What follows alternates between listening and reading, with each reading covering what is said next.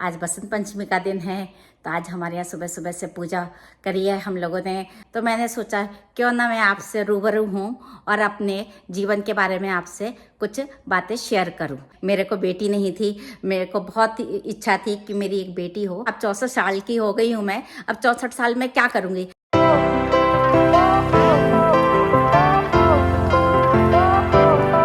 Hello दोस्तों, good morning. Mummy papa blog में आप सबका स्वागत है। आज बसंत पंचमी का दिन है, तो आज हमारे यहाँ सुबह सुबह से पूजा करी है हम लोगों ने माँ सरस्वती जी की। आज सरस्वती जी का दिन है। आज से ही बच्चों की पढ़ाई लिखाई की शुरुआत, छोटे बच्चों की पट्टी पूजन होता है और माँ सरस्वती की आराधना की जाती है। आज के दिन पीले वस्त्र पहने जाते हैं, पीले प्रसाद का भोग लगाता है। हम लोगों की मम्मी लोग तो पीले चावल बनाती थी केसर डाल के, तो वो मीठे चावल बनते हैं, उसी का भोग लगता है माँ सरस्वती जी को। आज इतना शुभ दिन है, तो मैंने सोचा क्यों ना मैं आपसे रूबरू हूँ और अपने जीवन के बारे में आपसे कुछ बातें शेयर करूँ। तो आज मैंने सोचा कि चलो आज आपसे रूबरू होती हूँ और अपने बारे में आपको कुछ बताती हूँ। मेरा नाम किरण भार्गव है। मैं विदिशा जिले के सिरोंज तहसील की रहने वाली हूँ। वहीं पर मेरा जन्म हुआ और वहीं से मैंने पढ़ाई लिखाई शुरू करी, अपनी एजुकेशन और ग्रेजुएशन वहीं से सारा कुछ मैंने किया। सिरोंज एक बहुत छोटी सी जगह है। उस समय तो, आज के टाइम पे तो बहुत डेवलप हो गया है, लेकिन जब हम लोग छोटे छोटे थे उस समय तो बहुत ही छोटी सी जगह होती थी। कुछ गिने चुना एक ही मार्केट रहता था, वहीं से सारी शॉपिंग वॉपिंग करनी होती थी। लेकिन अब तो इतना डेवलप हो गया है कि आप पूरी गली गलियों में ही मार्केट बस गया है। 24 साल की उम्र में मेरी शादी हो गई। मेरी शादी कानपुर में हुई। मेरे हस्बैंड की पोस्टिंग मिर्जापुर के पास बीजपुर जिला है, वहाँ पर इनकी पोस्टिंग। बहुत भीड़ इलाका कि कुछ भी नहीं रहता था वहाँ पर, मतलब एक कॉलोनी बसी हुई थी और हम लोग उसी कॉलोनी में रहते थे। और उस मार्केट भी, सब्जी लेने भी हम लोगों को बहुत दूर जाना पड़ता था। हफ्ते में सैटरडे को बस आती थी और बस घर घर से सबको, क्वार्टर से सबको जिसको जाना होता था उसको पिकअप करती और सब्जी लेने जाते थे। तो वो एक ही दिन सब्जी राशन जो भी लेके आना है आपको एक ही दिन लेके आना होता था। पूरे हफ्ते आप कुछ नहीं ले सकते। कोई दुकान नहीं थी, कोई रेस्टोरेंट नहीं था, कुछ भी नहीं था। तो ये हम लोगों का एक रूटीन सही था कि सैटरडे के दिन हम लोगों को यही काम करते। सुबह 7 बजे बस चलती थी और रात को, दोपहर को जो है 12 बजे वो बस वापस आती थी। उसके बाद फिर अपना आगे का कार्यक्रम रहता था। 1 साल के बाद मेरा पुत्र हुआ, तो छोटा बड़ा वाला बेटा हुआ। वहीं पर एक हुआ, फिर डिलीवरी मेरी कानपुर में हुई। मैं डिलीवरी के लिए कानपुर आई, तो वहाँ पर रहे। फिर 3-3.5 साल हम लोग बीजपुर में ही रहे। उसके बाद फिर इनकी पोस्टिंग टिहरी डैम का नाम आपने सुना होगा, गढ़वाल में है, ये ऋषिकेश के पास है। तो इंडिया का लार्जेस्ट डैम है, उसमें इनकी पोस्टिंग हुई। तो हम लोग 30-32 साल हम लोग फिर वहीं पर है। मेरे फिर बड़े बेटे का भी जन्म भी टिहरी में ही हुआ, तो और उसकी एजुकेशन भी वहीं पर हुई। 10th तक दोनों बच्चे टिहरी में ही पढ़े। उसके बाद फिर दोनों बच्चे बाहर निकल गए। बाहर इनकी ग्रेजुएशन हुआ, बीटेक किया इन लोगों ने। उसके बाद MBA किया। फिर बच्चे जब से बाहर ही हैं, फिर हम दोनों जने वहीं पर रहते थे। फिर 2020 में हम लोग पूना आ गए। वहाँ पर हमारे छोटा बेटा बहू रहते थे। तो हम लोगों का था कि भाई हम दिल्ली वगैरह रहेंगे, लेकिन बच्चे कहले कि नहीं मम्मी पापा आपको हमारे साथ ही रहना है।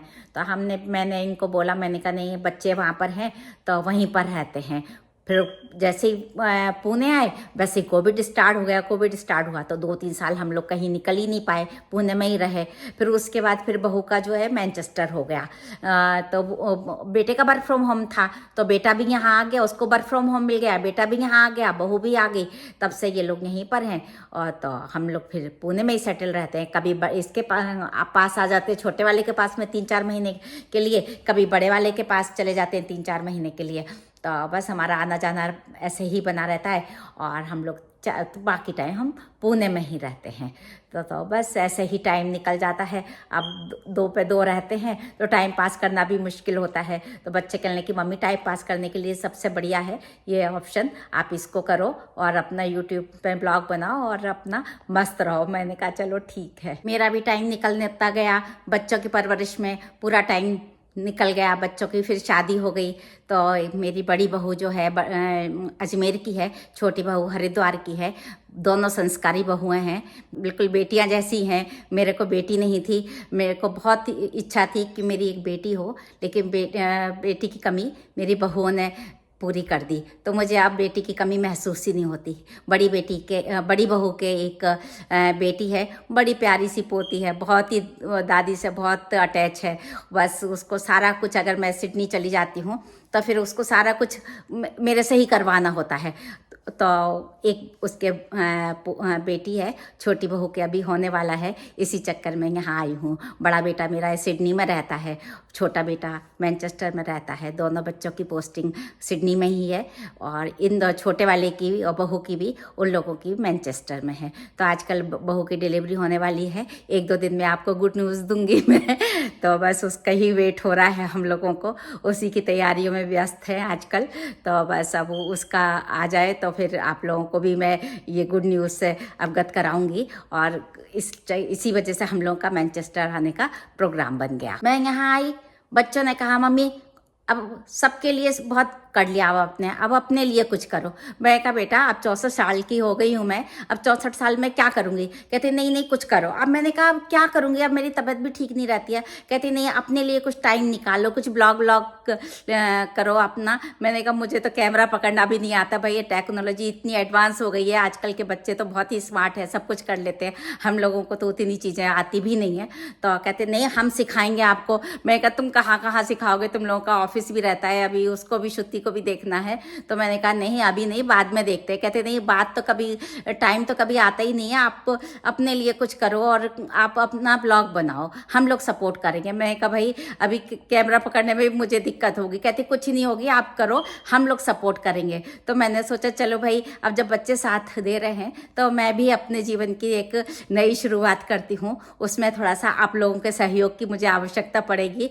मैं आशा करती हूँ कि आप लोगों का सहयोग मुझे बराबर मिलता रहेगा। सिस्टर भार्गव भी सपोर्ट करते हैं, थोड़ा सा घर के कामों में भी हेल्प करते हैं, थोड़ा मेरे को भी हेल्प करते हैं, बच्चे भी हेल्प करते हैं, सारा कुछ मैनेज हो जाता है अपना। तो अब जब जागो जब ही सवेरा, अब जब बच्चे कह रहे हैं तो आप बच्चों को मना भी नहीं कर सकते। अब वो उनकी इच्छा नहीं रखो तो बस आप तो सारा दिन किचन के काम में ही लगी रहती है, आपको अपने लिए कुछ करना ही नहीं है। फिर आप बोलती हो कि अरे मैं तो कुछ कर ही नहीं पाई। अरे फिर आप मैं भी सोचती हूँ कि यार नहीं, आप अपन आए हैं तो बच्चों के लिए थोड़ा सा जो कर दो वो सबसे बढ़िया है। लेकिन नहीं, बच्चे कहते हैं हमारा तो हो जाएगा, आप अपना देखो, आप अपने लिए कुछ करो, बहुत हो गया अब। तो मैंने कहा कि चलो नई शुरुआत करती हूँ मैं। तो सोचा कि चलो आज बसंत पंचमी का दिन है, आज ही से नई शुरुआत करती हूँ। तो मैं आपसे आज रूबरू हुई हूँ। आशा करती हूँ कि आप लोगों का मुझे सपोर्ट मिलेगा और सहयोग मिलेगा, यही मेरी आपसे विश है। ये ब्लॉग बनाए हैं, अगर आपको पसंद आए तो इसको लाइक करें, शेयर करें और सब्सक्राइब करें। Thank you.